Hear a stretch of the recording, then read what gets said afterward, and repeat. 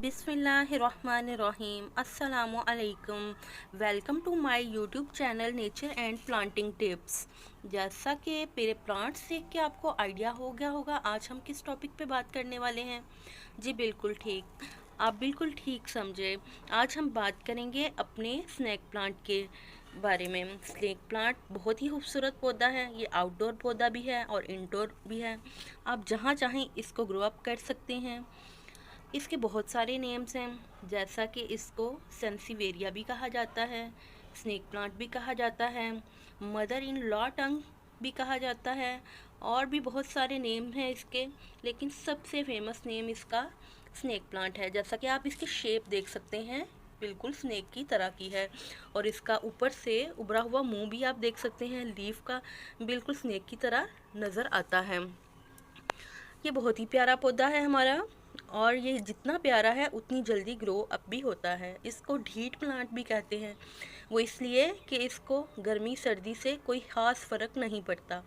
इसको कम ज़्यादा पानी से भी कोई फ़र्क नहीं पड़ता, क्योंकि ये पानी अपने पत्तों के अंदर बहुत ज़्यादा एब्जॉर्व करके रखता है, और गर्मी की शिद्दत में भी ये बिल्कुल ठीक रहता है।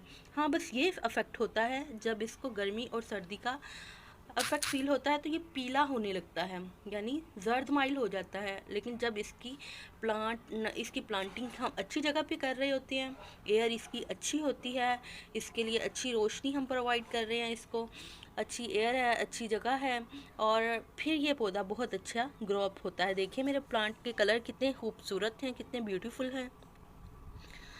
इसकी तकरीबन 70 से ज़्यादा इकसाम हैं, बहुत सारी, लेकिन मेरे पास इस वक्त ये है कि अब हम आपको बताएंगे इसको ग्रो अप कैसे करना है। ग्रो अप करने के का सबसे बेहतरीन मेथड ये है कि आप देखें आपके पॉट में कहाँ पे बेबी प्लांट बन रहा है, आप उसको रूट्स समेत आप निकाल लें सारे बेबी, और अदर आप पॉट में शिफ्ट कर सकते हैं।